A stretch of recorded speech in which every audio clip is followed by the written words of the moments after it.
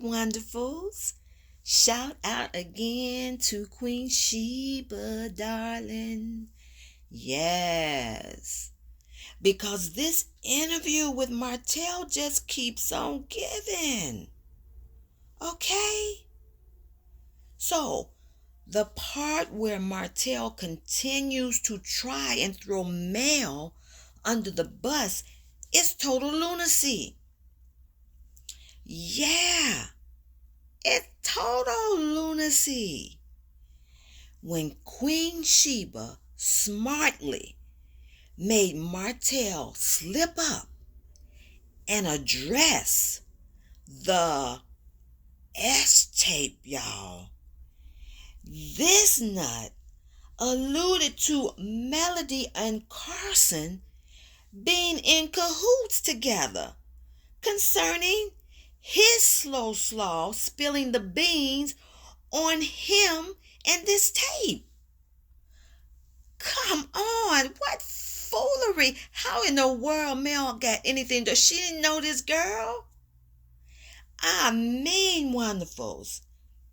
Have you ever heard such utter crap and clown foolery?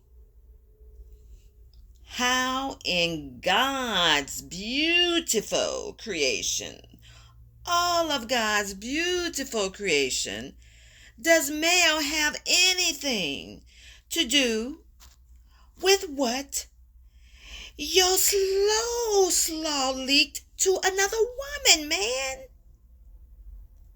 Your slow slaw leaked that. Okay? But wonderfuls, we are not surprised. No. This Martell person thinks everyone is as dumb as he is. Yeah, just like he thought he was gonna mosey on over there on Queen Sheba's channel as some sort of attack on Mel. Oh, he thought he was gonna mosey on over there. But see, he ran into another smart woman, okay? Mel was too smart for him.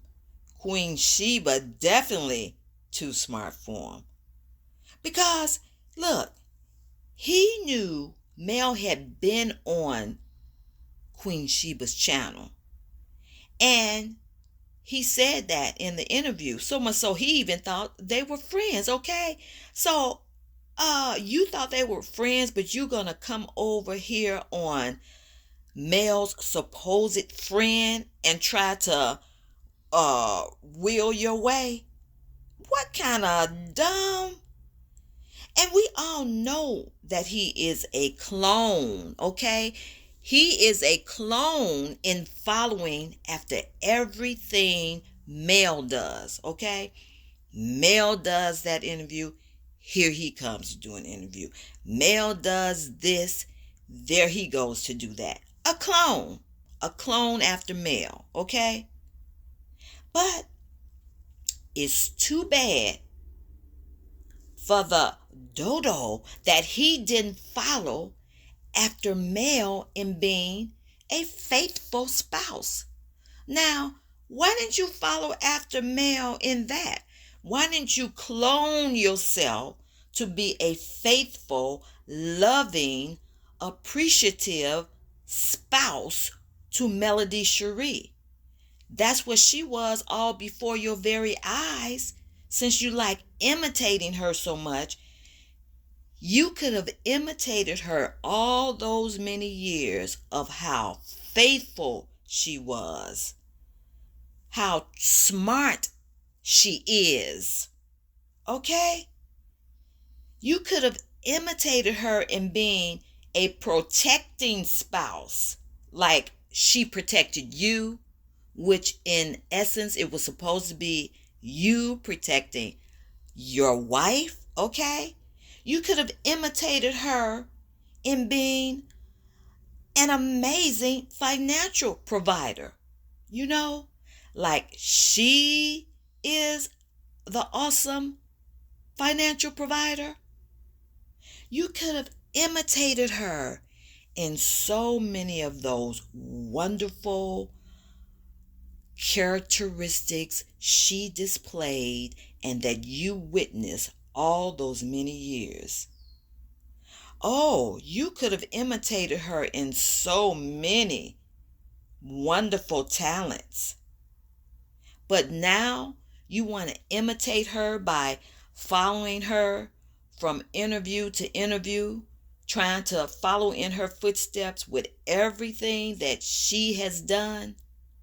No. God put before you someone right before your very eyes that you could have imitated into millionaire status, okay? No, you didn't want to do any of that. And you was none of that. But he keeps trying to convince himself, y'all. He keeps trying to convince himself of that because, listen, in psychology, it is something said about him facing up to the truly horrible thing that he realizes he did. Yes, the truly horrible thing that he perpetrated on his wife and family, on his wife and kids.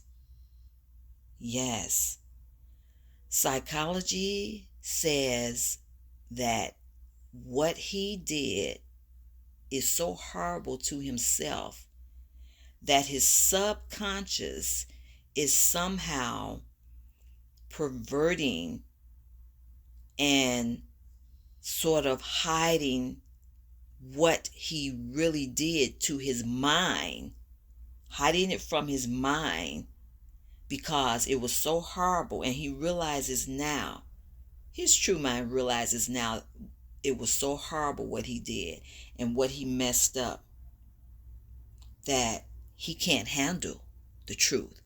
You know that saying that always says, you can't handle the truth. Well, that's what this comes from. That's what that comes from. In the psychology arena, that's what that comes from. He can't handle the truth. So he's going about acting as if he's really done nothing wrong and that this was such normalized behavior because why? Oh, so many people are doing it. No. They cannot handle the truth in how lousy of a spouse they were when they had the very gift of God right before them and had every opportunity to do right by that precious gift. Yes, he had every opportunity because God gave him every opportunity. But time after time, he threw it away. He threw the gift of God and trashed it as if it meant nothing. You all know the story of Esau and how he treated the blessing that God gave him, so much so that he wanted his brother Jacob to just give me some food. He don't care about this blessing. He trashed his blessing, and Jacob knew the value of the blessing. So Jacob gave him the food and made him promise he'd give him his blessing. Esau trashed it. Then this fool Esau comes back and try to kill Jacob for just merely appreciating the gift of the blessing. Well, that's what Martell has done. He has counted the gift of the blessing of Melody Cherie as, he counted it as that. And y'all, he cannot stand it. He cannot handle the monster that he sees in the mirror every day.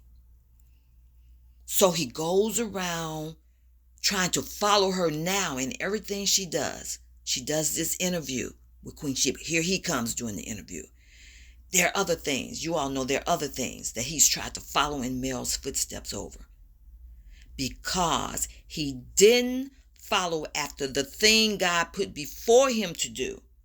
And now he's the monster in the mirror who can't handle himself.